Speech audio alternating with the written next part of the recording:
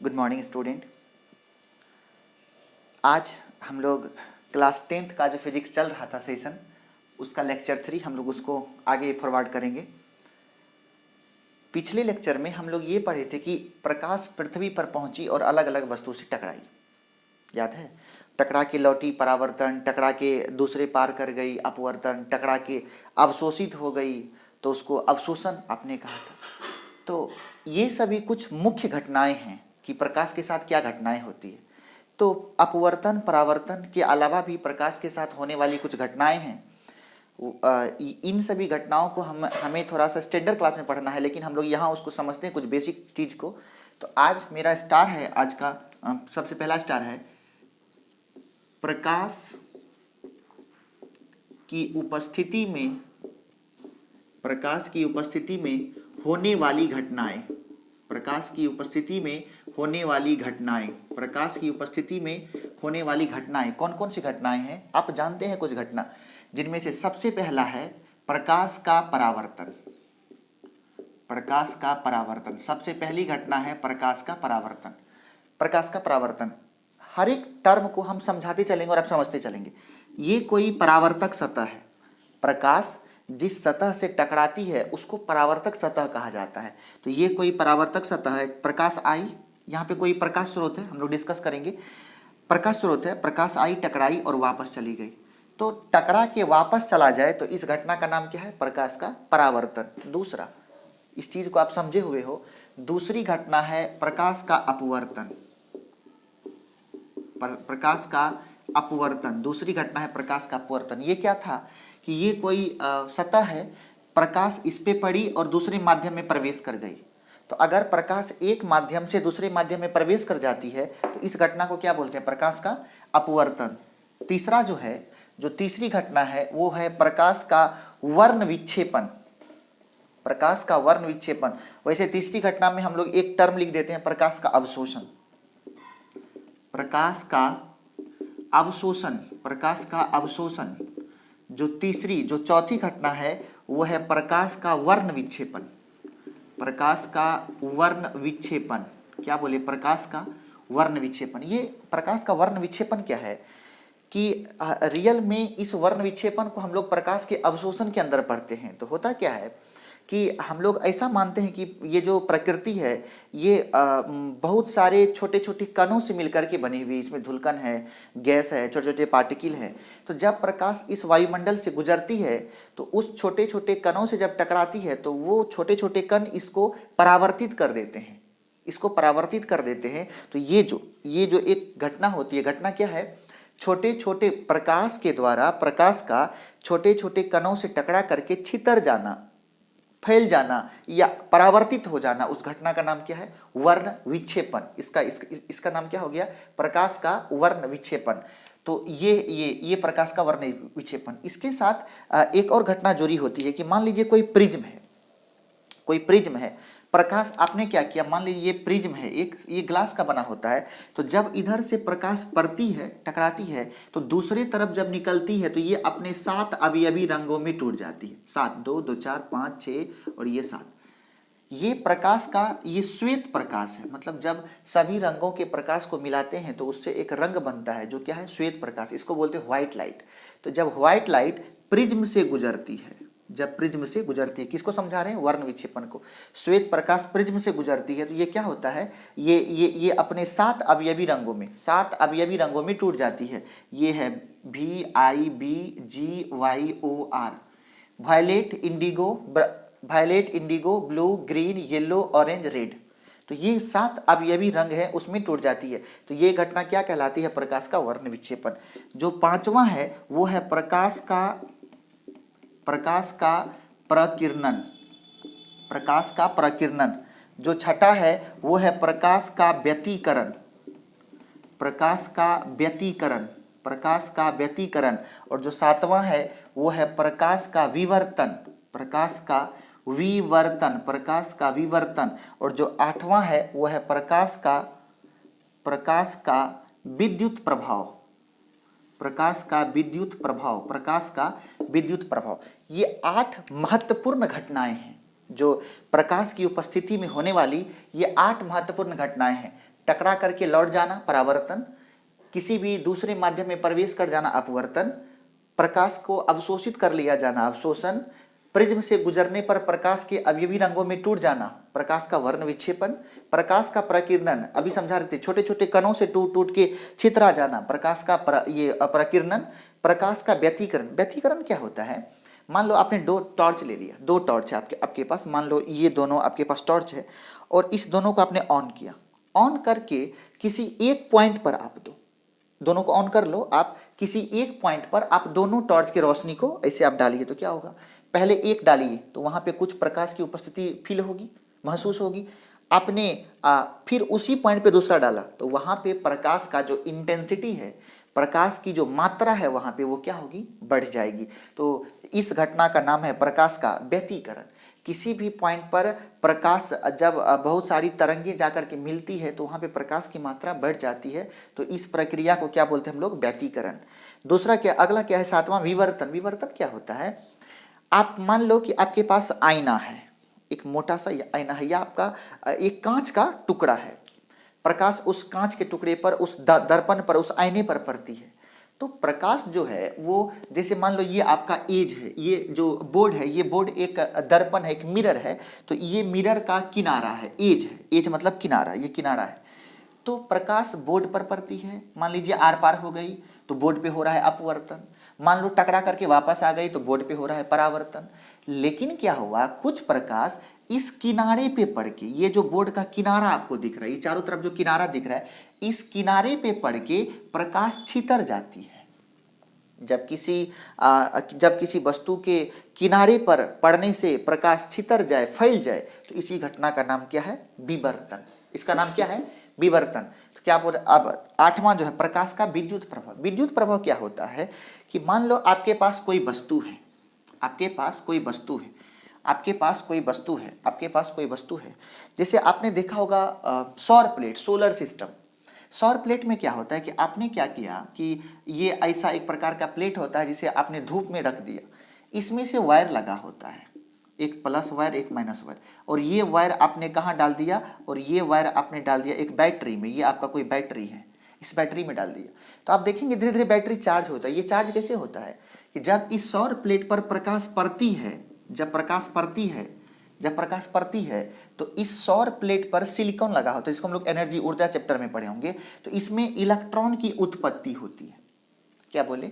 जब सौर प्लेट पर प्रकाश पड़ता है तो उसमें से इलेक्ट्रॉन की उत्पत्ति होती है, और वही इलेक्ट्रॉन इस वायर से जा करके स्टोर हो जाता है कहाँ पे? बैटरी के अंदर, और बैटरी चार्ज हो जाता है। तो ये जो प्रकाश का एक प्रभाव है, इसी का नाम है प्रकाश का विद्युत प्रभाव। आपने क्या समझा कि जब प्रकाश किसी सतह से टकरा करके लौट गई तो परावर्तन, अगर आर पार हो गई अपवर्तन, अगर प्रकाश को अवशोषित कर लिया गया तो अवशोषण, यदि प्रकाश का प्रिज्म से गुजर करके छितरा गई तो प्रकाश का वर्ण विक्षेपण। वर्ण मतलब रंग, अलग अलग रंगों में टूट जाना, प्रकाश का वर्ण विक्षेपण। प्रकाश का प्रकीर्णन, प्रकाश का प्रकीर्णन का मतलब ये प्रकृति में जो छोटे छोटे कण हैं, उन कण से टकरा करके प्रकाश का छितर जाना, प्रकाश का परावर्तित हो जाना, वही कहलाता है प्रकाश का प्रकीर्णन। प्रकाश का व्यतिकरण, व्यतिकरण क्या है? हम अभी बता रहे थे कि किसी भी पॉइंट पर यदि आप प्रकाश स्रोत डालते हो, टॉर्च डालते हो या कोई और चीज से प्रकाश डालते हो, तो वहां पे प्रकाश का इंटेंसिटी बढ़ जाता है। इसी घटना का नाम क्या है? प्रकाश का व्यतिकरण, विवर्तन। सातवां पॉइंट है प्रकाश का विवर्तन। ये विवर्तन क्या होता है? तो ये क्या है? एक किनारा है, इस किनारे पर जब प्रकाश टकराती है इस किनारे पर, तो यहां से टकरा करके वापस हो जाती है, छितरा जाती है, फैल जाती है। उसी घटना का नाम क्या है? प्रकाश का विवर्तन। और आठवां क्या है? प्रकाश का विद्युत प्रभाव। ये विद्युत प्रभाव क्या है? जब प्रकाश किसी वस्तु पर पड़ती है तो उससे इलेक्ट्रॉन निकलता है। जब प्रकाश किसी वस्तु पर पड़ती है तो उससे इलेक्ट्रॉन निकलता है। इसी प्रकार इलेक्ट्रॉन निकलने की जो प्रक्रिया है उसका नाम है प्रकाश का विद्युत प्रभाव। तो यही जो एक प्रोसेस है, उस प्रोसेस का नाम क्या है? प्रकाश का विद्युत प्रभाव। तो इस तरीके से हम लोग क्या देखें कि प्रकाश की उपस्थिति में कितनी घटनाएं हो सकती हैं? तो ये 8 घटनाएं हो सकती है। कंप्लीट। अब आपके सामने एक क्वेश्चन आएगा।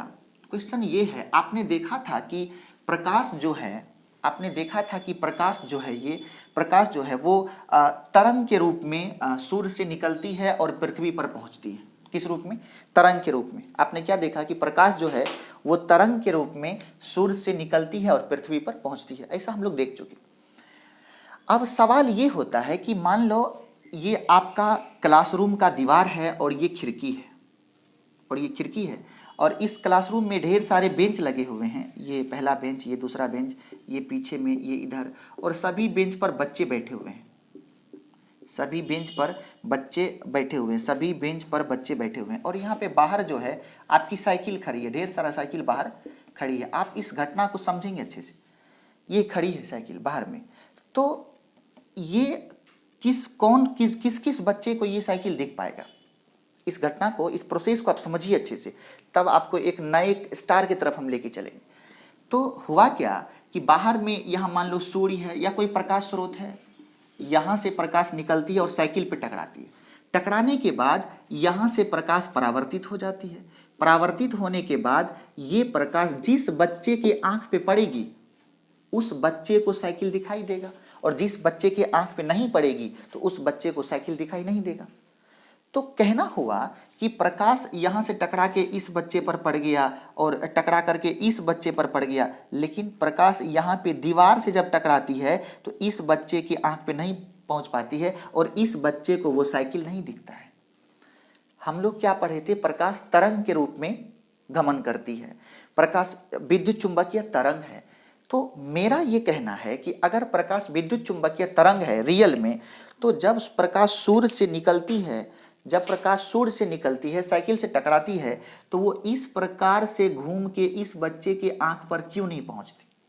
सवाल नंबर एक, इस साइकिल से टकरा करके यहाँ पे इसके पास क्यों नहीं पहुंचती, ताकि सभी को साइकिल दिख सके।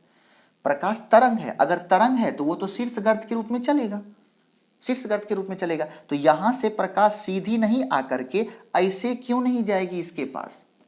जाना चाहिए।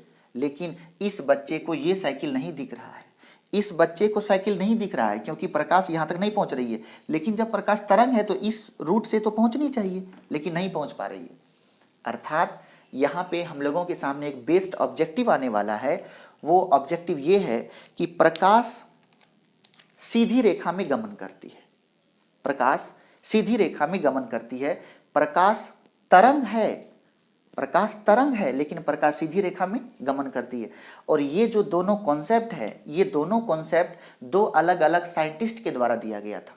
ये जो कॉन्सेप्ट है ये दिया गया था न्यूटन के द्वारा, न्यूटन के द्वारा।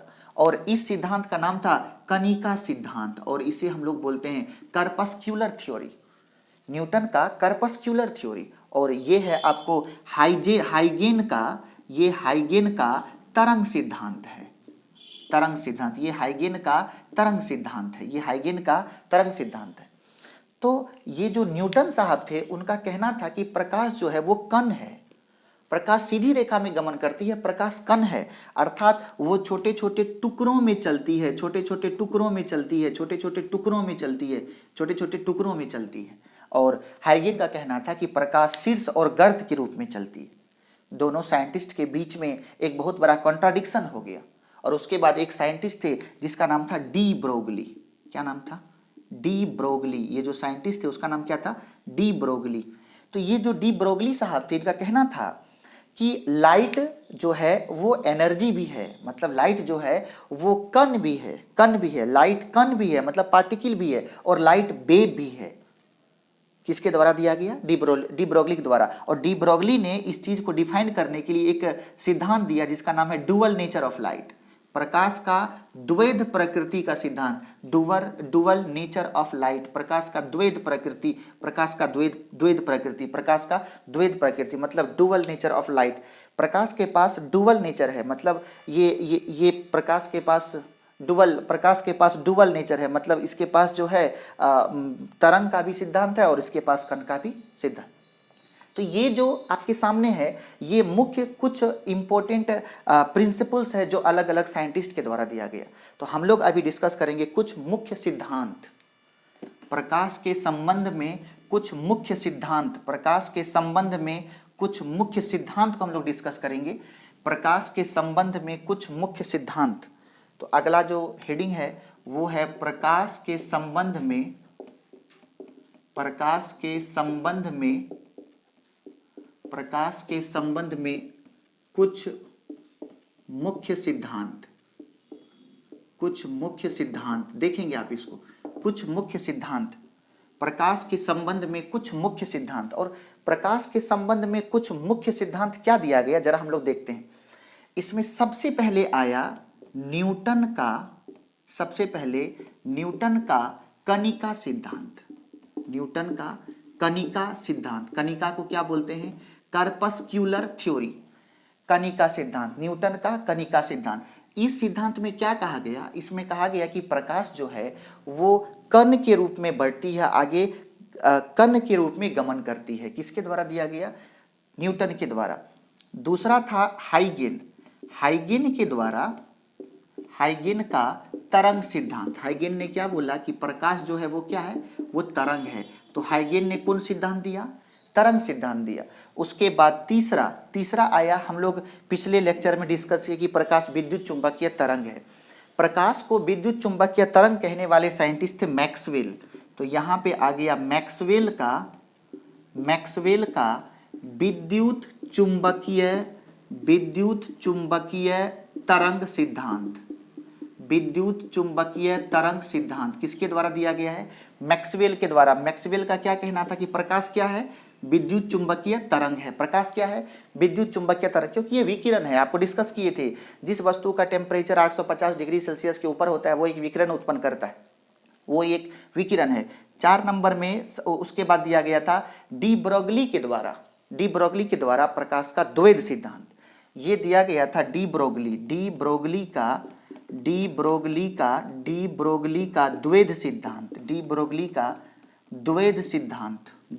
का द्वैध सिद्धांत, अर्थात डुअल नेचर। तो द्वैध सिद्धांत किसके द्वारा दिया गया, द्वैध सिद्धांत डी ब्रोगली के। क्या कहना था कि प्रकाश जो है वो कण भी है और प्रकाश तरंग भी है, अर्थात प्रकाश के पास दोनों नेचर है। प्रकाश के पास तरंग का भी सिद्धांत है और प्रकाश के पास कण का भी सिद्धांत है। प्रकाश के पास तरंग का भी सिद्धांत है और प्रकाश के पास कण का भी सिद्धांत है। और जो पांचवा था वो है आपके सामने, जो पांचवा है वो है एक साइंटिस्ट थे, उसका नाम था प्लांक्स। और प्लांक साहब के द्वारा दिया गया था क्वांटम थ्योरी। तो ये प्लांक्स का क्वांटम थ्योरी, प्लांक के द्वारा क्या दिया गया, प्लांक का क्वांटम थ्योरी, क्वांटम सिद्धांत। अब जरा देखेंगे आप, तो सबसे पहली बात, न्यूटन कौन सा सिद्धांत दिया, कणिका सिद्धांत। हाइगेन कौन सिद्धांत दिया, तरंग सिद्धांत। मैक्सवेल कौन सिद्धांत दिया, विद्युत चुंबकीय तरंग सिद्धांत। डी ब्रोगली क्या दिया, द्वैध सिद्धांत, अर्थात डुअल नेचर। उनका कहना था कि प्रकाश के पास कण भी है और प्रकाश के पास तरंग भी है, इसीलिए उन्होंने क्या बोला, डुअल।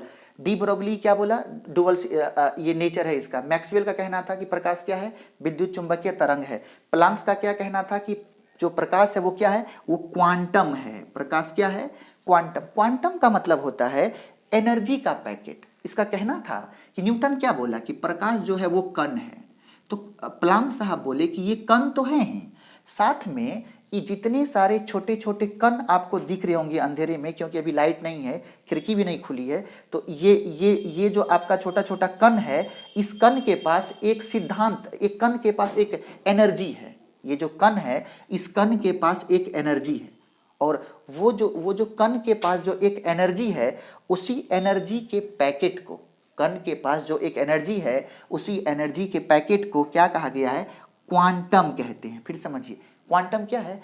आप न्यूटन क्या बोला कि प्रकाश कण है, और उस सभी कण में इसका प्लांक का कहना था कि वो जो कण है, उन सभी कणों में, जैसे कि कुछ बच्चे होते हैं जो पतले हैं तो उसकी ताकत अपेक्षाकृत थोड़ी सी कम है, या उससे थोड़ा कुछ मजबूत है तो उसकी ताकत थोड़ा सा अधिक है। तो ये जो ताकत में जो अधिक कम का जो अंतर है, वही फोटोन है। मतलब एक वो बच्चे हैं जो थोड़े से मजबूत हैं, उसमें एनर्जी का पैकेट एक थोड़ा सा अधिक वाला है। कोई एक बच्चे हैं जो छोटे हैं, कमज़ोर हैं, तो उसके अंदर जो है ये एनर्जी का पैकेट, जो फिजिकल एनर्जी है, वो थोड़ा सा कम है।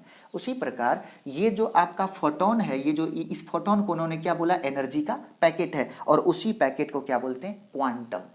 ठीक है, क्वांटम का एक और नाम है क्वांटा, उसका नाम है क्वांटा।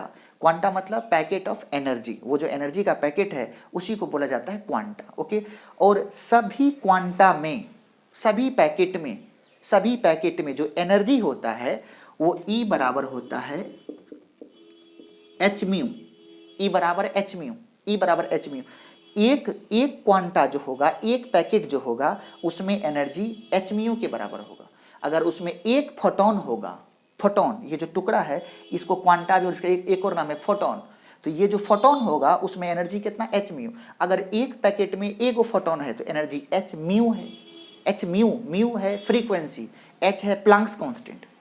ये जो आपका एच है वो है प्लैंक्स कांस्टेंट, और ये म्यू, म्यू क्या है फ्रीक्वेंसी, इसको आप एफ भी लिख सकते हो। इसको हम लोग एक और रिलेशन लिखते हैं एच सी बाई लेमडा, एक और रिलेशन लिखते हैं एच सी बाई लेमडा, एक और रिलेशन लिखते हैं एच सी बाई लेमडा। तो ये जो आपका है ये क्वांटा है और सभी में क्या है एनर्जी है, और वो एनर्जी कितना है H C by lambda. H Planck's constant, C प्रकाश का वेग, लेमडा वेवलेंथ है, लेमडा जो है वो वेवलेंथ है। ये एनर्जी है किसी भी किसका, फोटोन का। ये जो एनर्जी है ये एनर्जी किसका है, तो ये एनर्जी है फोटोन का। किसी भी फोटोन के पास एनर्जी इतना होता है, एच म्यू होता है। किसी डब्बे में 5 फोटोन है तो 5 एच म्यू एनर्जी होगा, किसी में 100 फोटोन है तो उसमें 100 एच म्यू एनर्जी होगा। तो ये हो गया फोटोन का एनर्जी।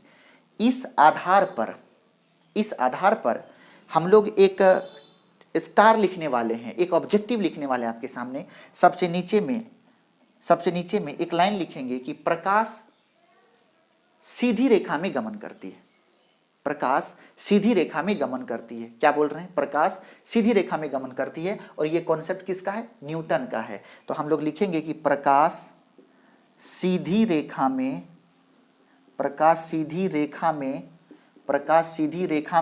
गमन करती है। प्रकाश सीधी रेखा में गमन करती है। प्रकाश क्या बोले, सीधी रेखा में गमन करती है। प्रकाश किस रूप में गमन करेगी, सीधी रेखा में गमन करती है। क्योंकि प्रकाश जो तरंग है, ये जो डी ब्रोगली थे उसको ये कहना इसीलिए पड़ गया कि प्रकाश के पास दोनों सिद्धांत है, क्योंकि प्रकाश तरंग भी है और प्रकाश कण भी है। तो तरंग मतलब क्या, प्रकाश जो है वो शीर्ष गर्त के रूप में चलेगा, लेकिन इसका जो आयाम है शीर्ष और गर्त का, ये जो आयाम है ये इतना कम होता है, ये आयाम इतना कम होता है कि वो हमें एक सीधा सा लाइन दिखता है। फिर समझिए, अर्थात ये जो प्रकाश है इसका जो ये आयाम है, जो ये जो एम्पलीट्यूड है, ये एम्पलीट्यूड इतना कम होता है कि प्रकाश हम लोगों को तरंग के रूप में नहीं दिख करके कैसा दिखता है,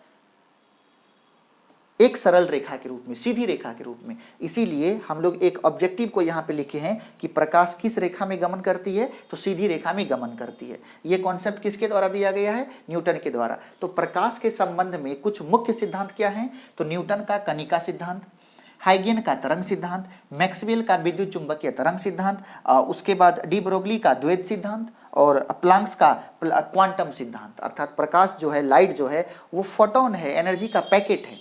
और एक छोटा सा स्टार आपको हम बता देते हैं जो आगे आपको काम आएगा, कि ये जो फोटोन है वो एक पार्टिकल है, कण है। जैसे इलेक्ट्रॉन, प्रोटॉन और न्यूट्रॉन होता है, तो ये सभी भी क्या, एक पार्टिकल है।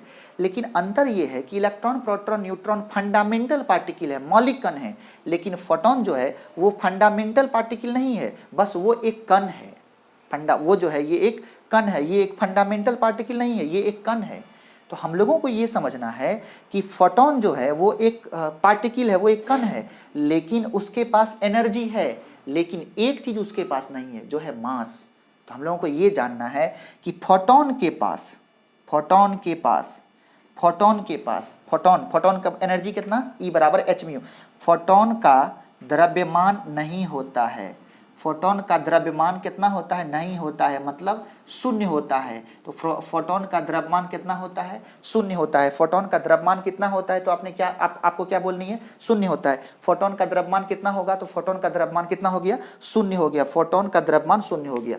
प्रकाश सीधी रेखा में गमन करती है। एक फोटोन के पास कितना ऊर्जा होगा, एच म्यू। कनिका सिद्धांत किसके द्वारा, न्यूटन के द्वारा। तरंग सिद्धांत किसके द्वारा, हाइगेन के द्वारा। शायद हम ये उम्मीद करते हैं कि आप इन सभी बातों को समझ रहे होंगे। नेक्स्ट, आपने क्या देखा कि प्रकाश सूर्य से निकल के कहां पहुंची, पृथ्वी पर। प्रकाश आज सूर्य से निकली और कहां पहुंची, पृथ्वी पर। पृथ्वी पर पहुंचने के बाद आपने क्या देखा कि बहुत सारे ऐसे वस्तु थे जिनसे प्रकाश टकराई और वापस हो गई। तो हम लोग जो अभी डिफाइंड करने वाले हैं तो वो है प्रकाश का परावर्तन। प्रकाश का परावर्तन, प्रकाश का परावर्तन। सबसे पहली बात कि प्रकाश का परावर्तन क्या है। तो सबसे पहली हम लोगों ने ये कहा कि मान लो यहाँ पे प्रकाश स्रोत है, इसका नाम है प्रकाश स्रोत, लाइट सोर्स।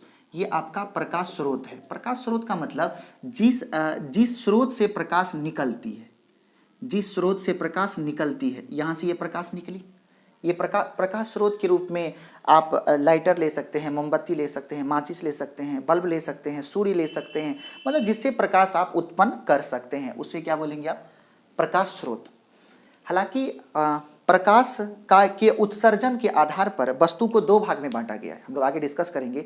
एक होता है दीप्त वस्तु और एक होता है अदीप्त वस्तु।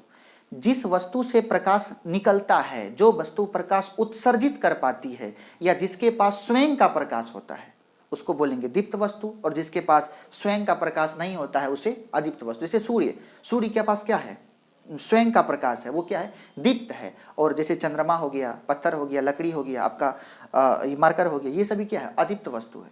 तो जिस वस्तु के पास स्वयं का प्रकाश होता है उसे क्या बोलेंगे, दीप्त वस्तु, और जिसके पास स्वयं का प्रकाश न हो उसे क्या बोलेंगे, अदीप्त वस्तु। जैसे प्रकाश स्रोत, जिस वस्तु से प्रकाश उत्सर्जित हो सकता है उसे प्रकाश स्रोत कहते हैं। जिस वस्तु से प्रकाश उत्सर्जित हो सकता है, ऐसा नहीं कि जिसके पास स्वयं का प्रकाश हो, नहीं, ये दीप्त वस्तु का उदाहरण है। जो वस्तु प्रकाश उत्सर्जित कर सकता है उसे कहते हैं प्रकाश स्रोत।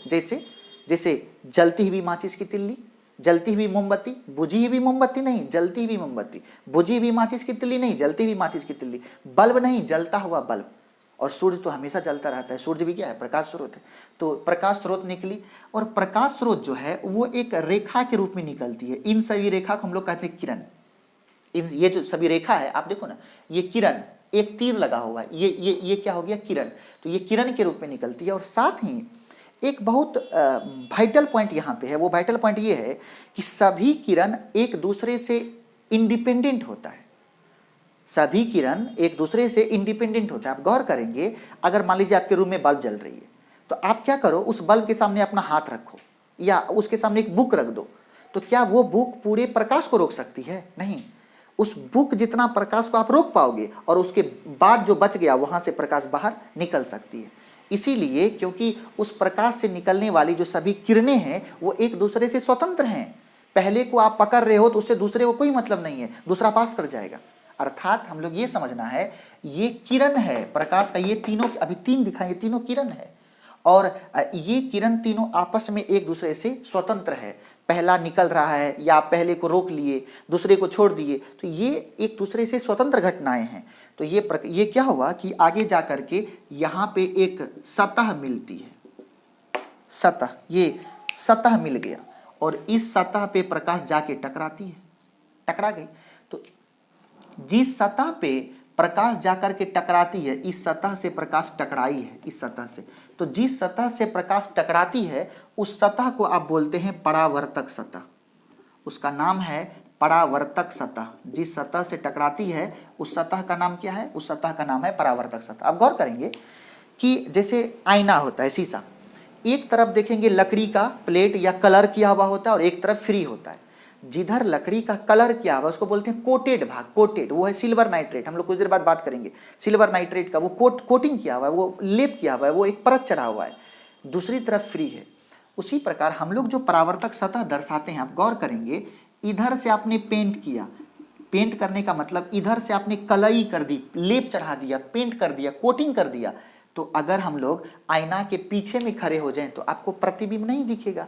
तो वस्तु को इधर नहीं रखनी है, या प्रकाश किरण को इधर नहीं रखनी है, प्रकाश स्रोत को इधर नहीं रखनी है, उससे कोई फायदा नहीं होगा, कोई फिजिकल फिनोमेना आपको नहीं दिखेगा।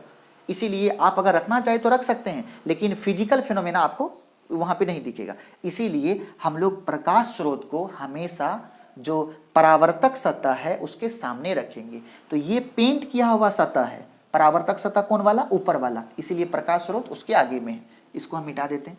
तो यहां से अब ये प्रकाश जाके टकराया, टकराने के बाद फिर सभी प्रकाश क्या हुआ, वापस हो गया। ये जो घटना है, इसी घटना का नाम है प्रकाश का परावर्तन। इस फिगर को ही अच्छे से आप समझेंगे, यही है प्रकाश का परावर्तन। अब गौर करिए, मान लो अगर वायुमंडल में इस रूम में अभी कुछ नहीं है तो क्या है, हवा है, हवा है। उसी प्रकार परावर्तक सतह के ऊपर में अगर कुछ नहीं है तो क्या होगा, हवा। यहां भी हवा है, यहाँ भी हवा है, यहाँ भी हवा है, हर जगह क्या है, हवा है। तो जैसे ये हवा क्या है, एक प्रकार का माध्यम है, हवा एक प्रकार का माध्यम है। तो जो माध्यम प्रकाश स्रोत के पास है वही माध्यम यहाँ भी, जो माध्यम प्रकाश स्रोत के पास है वही माध्यम यहाँ भी, वही माध्यम यहाँ भी है। तो आपने क्या बोला कि प्रकाश जो है प्रकाश स्रोत से जिस माध्यम में प्रकाश किरण निकलती है उसी माध्यम में प्रकाश किरण पुनः लौट जाती है। अर्थात जब प्रकाश स्रोत से प्रकाश निकलकर, समझिएगा अब हम लोग डिफाइन कर रहे हैं प्रकाश का परावर्तन क्या है, आप इसे कॉपी में नोट करेंगे।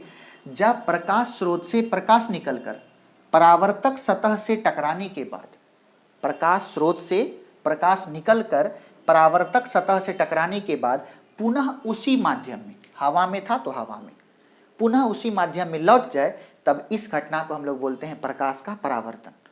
पुनः उसी माध्यम में लौट जाए तो इस घटना का नाम क्या है, प्रकाश का परावर्तन। पुनः उसी माध्यम में लौट जाए तो इस घटना का नाम क्या है, प्रकाश का परावर्तन। ओके, तो आपने क्या जान लिया, प्रकाश का परावर्तन। अब जरा सा कुछ टर्म को समझेंगे। तो इस चीज को आप यहां देखेंगे, ये आपका परावर्तक सतह, यहाँ पे प्रकाश स्रोत, और यहाँ से प्रकाश निकली, आज हम लोग केवल एक रे को ले रहे हैं, और यहाँ से टकराने के बाद वापस आ गए। ये जो प्रकाश, इसको आपने क्या बोला, प्रकाश स्रोत है। ये क्या है, ये आपका प्रकाश स्रोत है। और देखेंगे आप प्रकाश स्रोत, और प्रकाश स्रोत से ये जो किरण है वो प्रकाश स्रोत से निकल रही है। तो प्रकाश स्रोत से निकलने वाली जो किरण होती है उसका नाम है आपतित किरण। क्या है इसका नाम, इसका नाम क्या है, आपतित किरण। आप अच्छे से समझेंगे। आपने क्या बोला, प्रकाश का, यहाँ इस किरण का क्या नाम है, आपतित किरण। और टकराने के बाद जो किरण वापस आई है इसका नाम है परावर्तित किरण। क्या नाम है इसका, परावर्तित किरण। इसका क्या नाम हो गया, परावर्तित किरण। किरण दो प्रकार का, एक आपतित किरण और एक परावर्तित किरण। आप गौर करेंगे, प्रकाश स्रोत से लेकर के और इस पॉइंट तक किरण कैसा है, आपतित, और इस पॉइंट से लेकर के आगे प्रकाश कैसा है, परावर्तित। मतलब प्रकाश का जो किरण है, सर यहां से लेकर के यहां तक किरण ही है, लेकिन उसका नाम अलग अलग है। एक है आपतित किरण और एक है परावर्तित किरण। तो आपतित और परावर्तित जो किरण उसका नाम है, वो गौर करेंगे इसी बिंदु, इसको मान लेते हैं एम, इसी बिंदु के आगे और पीछे है। अर्थात इस बिंदु के राइट साइड में उसका नाम परावर्तित है और इस बिंदु के लेफ्ट साइड में इसका नाम आपतित है। मतलब ये जो बिंदु है ये एक क्रिटिकल पॉइंट है, क्रिटिकल पॉइंट, एक क्रिटिकल पॉइंट है जिस पॉइंट पर किरण जो है अपने नेचर को, अपने कैरेक्टर को चेंज करती है। इसीलिए इस बिंदु का नाम है, इसीलिए ये जो घटना हो रही है एक बहुत इंपॉर्टेंट घटना है। इसी घटना के कारण ये जो पॉइंट एम है इसका नाम है आपात बिंदु। इसका क्या नाम है, इस पॉइंट का नाम क्या हो गया, आपात बिंदु। इसका नाम क्या हो गया, आपात बिंदु। इस बिंदु का नाम क्या हो गया, आपात बिंदु। तो क्या देखे, प्रकाश स्रोत, आपतित किरण, आपात बिंदु, परावर्तित किरण। फिर समझिए, प्रकाश उत्सर्जित करने वाले स्रोत को प्रकाश स्रोत, प्रकाश स्रोत से निकलकर परावर्तक सतह की तरफ आने वाली किरणों को आपतित किरण, आप नोट्स बनाएंगे, और टकरा के वापस होने वाली किरण को परावर्तित किरण। ये प्रकाश स्रोत, जिस बिंदु पर प्रकाश टकराती है उस बिंदु का नाम आपात बिंदु, और ये इसका नाम है परावर्तक सतह। ये कैसा हो गया, परावर्तक सतह। ये कैसा हो गया, परावर्तक सतह। आपका जब मैथ स्टार्ट होगा तो वहां पे हम बताएंगे कि जैसे आपने क्या देखा, हम लोग देखेंगे, इसको कहते हैं एक्स एक्सिस और इसको कहते हैं वाई एक्सिस, इसको कहते हैं मूल बिंदु। आप किसी भी दूरी को हमेशा मूल बिंदु से मापते हैं, किसी भी दूरी को इस मूल बिंदु से। आगे जाएंगे प्लस होगा, पीछे जाएंगे माइनस होगा, ऊपर जाएंगे प्लस होगा, नीचे जाएंगे माइनस होगा। तो जिस प्रकार किसी भी दूरी को मूल बिंदु से मापा जाता है, उसी प्रकार किसी भी कोण को आप एक स्टैंडर्ड जगह से मापते हैं, स्टैंडर्ड एक पैमाना से मापते हैं। उसके लिए आपने क्या किया, ये जो पॉइंट एम है आपात बिंदु है, ये जो पॉइंट एम है जो आपात बिंदु है, वहां पे आपने क्या किया, एक लंब डाल दिया जहां से कोण को मापा जा सके। आपने क्या किया, एक लंब डाल दिया। इस लंब का नाम है अभिलंब। इसका क्या नाम है, अभिलंब। अर्थात आपात बिंदु पर डाले गए लंब को क्या कहते हैं, अभिलंब। हर एक पॉइंट्स का नोट्स आपकी कॉपी में होना चाहिए। इस आपात बिंदु पर डाले गए लंब को आप क्या बोलेंगे, अभिलंब। आपात बिंदु पर डाले गए लंब को आप क्या बोलेंगे? अभिलंब। अब देखेंगे, अब ये जो दोनों किरणें हैं, पर ये आपतित किरण और परावर्तित किरण दोनों अभिलंब के साथ कुछ कोण बनाती है। अभिलंब के साथ कुछ कोण बनाती है, आप गौर करो, अभिलंब के साथ कुछ कोण बनाती है। अभिलंब आपतित किरण जो कोण बनाती है उसका नाम है आई। क्या नाम है उसका? नाम आई। और जो परावर्तित किरण बनाती है उसका नाम है आर। क्या नाम है उसका? आर। आई का मतलब होता है आपतन कोण। आपतन कोण, आई का मतलब क्या है? आपतन कोण। आई का मतलब क्या है? आपतन कोण। वैसे आई का पूरा नाम होता है angle of emergence. Emergence, angle of emergence, और इमरजेंस का पहला लेटर आई, इसीलिए आपतन कोण का अंग्रेजी एंगल ऑफ इमरजेंस। तो इसीलिए उसको किससे लिखते हैं? आई से। ये है angle of reflection, angle of reflection, इसीलिए रिफ्लेक्शन का पहला लेटर क्या है? आर, इसीलिए आप किससे लिखेंगे? इसको आर से। तो ये कैसा कोण हो गया? इसको बोलते हैं परावर्तन कोण। इसका नाम क्या है? इसका नाम है परावर्तन कोण। इसका नाम है परावर्तन कोण। इसका नाम क्या हो गया? परावर्तन कोण। आपने क्या देखा? अभिलंब है।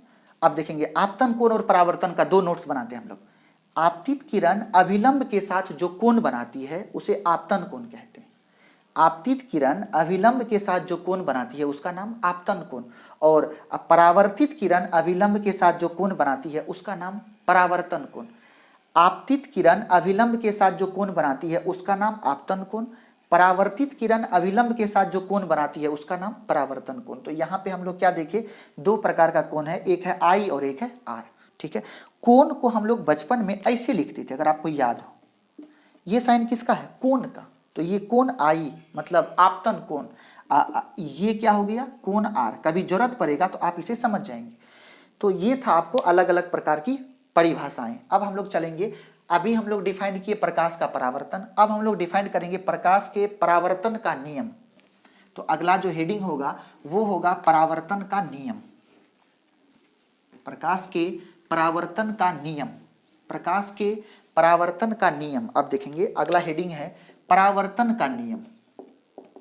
परावर्तन का नियम, परावर्तन का नियम का मतलब होता है कि जब प्रकाश किसी वस्तु से टकरा के वापस आती है तो वो कुछ रूल्स को फॉलो करती है।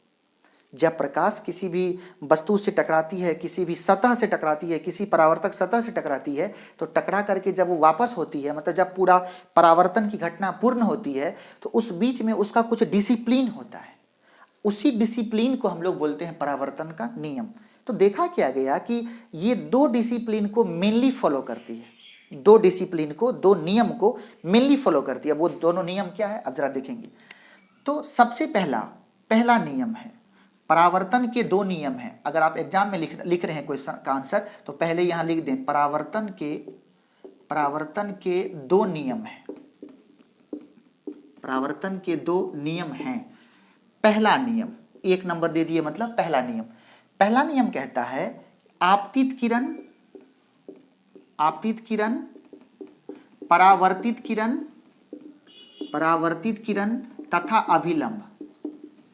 तथा अभिलंब, इसको समझिएगा, तीनों एक ही तल में होता है।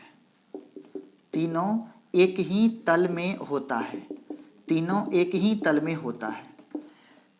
सर ये टर्म बहुत इंपॉर्टेंट है, एक ही तल में। बाकी चीज को आप समझ जाएंगे, ये पॉइंट को समझना पड़ेगा। एक ही तल में, इसका मीनिंग क्या है? एक ही तल का मतलब होता है, तल मतलब होता है प्लेन। तल मतलब प्लेन, प्लेन का मतलब सतह। जैसे मान लो आपने क्या किया कि ये आपतित किरण है, ये परावर्तित किरण है, और एक अभिलंब है। एक अभिलंब भी हम ले लेते हैं, ये आपका अभिलंब है। देख लेंगे आप, नीचे परावर्तक सतह है, आप इसे समझिए। नीचे जो हाथ हमने डाला ये परावर्तक सतह है, ये ब्लैक मार्कर आपतित किरण है, रेड मार्कर परावर्तित किरण है, और ये जो छोटा वाला पतला मार्कर है ये अभिलंब है। ये तीनों हो गया। क्या इस तीनों को मिलाते हुए आप एक प्लेन बना सकते हो? देख लीजिए, तीनों, ये हाथ पुनः एक दूसरा प्लेन है। क्या देखिए, तीनों एक साथ एक प्लेन में आ गया। इसी को बोलते हैं कोप्लेनर, मतलब एक तल में, एक सतह में, एक ही प्लेन में। तो एक ही प्लेन में होना चाहिए। तो सबसे पहली बात, पहला नियम क्या है? आपतित किरण, परावर्तित किरण और अभिलंब तीनों क्या होगा? एक ही प्लेन में होगा। अगर एक ही प्लेन में नहीं हुआ तो वो परावर्तन के नियम को फॉलो नहीं करेगा और वो उचित परावर्तन नहीं है। क्या बोले? वो उचित परावर्तन नहीं है, वो नियमित परावर्तन नहीं है, तो वो क्या है? वो अनियमित परावर्तन है। इसीलिए हम लोग जब आगे बढ़ेंगे तो आपको एक पॉइंट समझाएंगे कि परावर्तन को इस अनडिसिप्लिन होने पर दो भाग में बांटा गया, एक है नियमित परावर्तन और एक है अनियमित परावर्तन। नियमित परावर्तन का मतलब कि जो घटनाएं जो परावर्तन के नियम का पालन करती है उसे बोलेंगे नियमित परावर्तन, और जो परावर्तन के नियम का पालन नहीं करती है उसे बोलेंगे अनियमित परावर्तन। तो आपने क्या बोला कि परावर्तन का पहला नियम आपतित किरण, परावर्तित किरण और अभिलंब तीनों एक ही तल में होता है, और दूसरा है आपतन कोण का मान और परावर्तन कोण का मान सदैव बराबर होता है। अगला क्या होगा? अगला होगा आपतन कोण तथा परावर्तन कोण का मान सदैव बराबर होता है, सदैव बराबर होता है। आपतन कोण का मान अर्थात कोण आई बराबर कोण आर, ये है परावर्तन का नियम। एग्जाम में ये क्वेश्चन पूछेगा, ये एग्जाम के लिए बहुत इंपॉर्टेंट है बोर्ड के लिए। परावर्तन क्या है और परावर्तन के नियम को लिखें। तो परावर्तन क्या है, पहले दो क्वेश्चन है, एक क्वेश्चन है कि परावर्तन क्या है, तो आप उसमें लिखिए कि प्रकाश स्रोत से प्रकाश निकलने के बाद परावर्तक सतह से टकराने के बाद यदि पुनः उसी माध्यम में लौट जाए तो इस घटना का नाम क्या है? परावर्तन। परावर्तन के दो नियम हैं, पहला नियम आपतित किरण, परावर्तित किरण और अभिलंब तीनों एक ही तल में होता है, और दूसरा आपतन कोण का मान, आपतन कोण तथा परावर्तन कोण का मान सदैव आपस में बराबर होता है, अर्थात कोण आई बराबर कोण आर। उम्मीद करेंगे कि आप समझ रहे हैं। नेक्स्ट, अब समझना है परावर्तन के प्रकार। परावर्तन दो प्रकार का होता है, परावर्तन के प्रकार। तो अगला हेडिंग है आपका परावर्तन के प्रकार। परावर्तन के प्रकार, अगला हेडिंग है परावर्तन के प्रकार। परावर्तन दो प्रकार का होता है, एक होता है नियमित परावर्तन, नियमित परावर्तन, एक है रेगुलर रिफ्लेक्शन, नियमित परावर्तन। नियमित परावर्तन का मतलब होता है कि जो परावर्तन के नियम का पालन करती है, आप सुन के इसका नोट्स बना लेंगे, जो परावर्तन के नियम का, दो नियम है, दोनों नियम का पालन करती है, तो उसे क्या बोलेंगे? नियमित परावर्तन। और दूसरा होता है अनियमित परावर्तन। दूसरा कौन हो गया? दूसरा हो गया अनियमित परावर्तन। दूसरा कौन हो गया? दूसरा हो गया अनियमित परावर्तन। ये है आपका इरेगुलर रिफ्लेक्शन। तो आपका परावर्तन कितने प्रकार का? दो प्रकार का। एक हो गया आपका क्या था? एक नियमित परावर्तन और दूसरा क्या था? अनियमित परावर्तन। ये था परावर्तन क्या है, परावर्तन के नियम कौन कौन से हैं, परावर्तन का प्रकार कौन कौन सा है, यहां तक हम लोग समझेंगे। अब ये लेक्चर लंबा ना हो जाए, आपको दिक्कत ना हो, इसीलिए हम कोशिश करते हैं कि यहीं पे रोक दिया जाए। तो आज की क्लास को यहाँ पे लॉक करेंगे और नेक्स्ट क्लास हम लोग स्टार्ट करेंगे कल नेक्स्ट लेक्चर में, और वो होगा लेक्चर 4। हम उम्मीद करते हैं कि आप जहाँ कहीं भी हैं, हमें कहना ना पड़े कि आप पढ़िए। पहला ही दिन इंट्रोडक्शन जो था क्लास 10th के लिए, हमने उसमें आपको सब कुछ समझा दिया, और आप इस तरीके का बेशर्म इंसान ना बन जाए कि आपको रोज़ समझाना पड़े। आप इस तरीके का इंसान भैंस की तरह ना बन जाए कि आप जो है आपको रोज जाकर के वहाँ पे वो फाइट मारना पड़े कि आपको ये हिट करना पड़े कि आप उठ के पढ़िए। नहीं, आपके अंदर खुद ये सेंसेशन होना चाहिए कि टाइम हुआ, हमें उठ के पढ़ना है। उम्मीद करते हैं कि आप सभी लोग मेरी बात को समझेंगे और आगे हमें कुछ ना कहना पड़े, आपको गाली ना देना पड़े, इस चीज़ से हमें छुट्टी मिलेगी। Okay, thank you so much, thank you.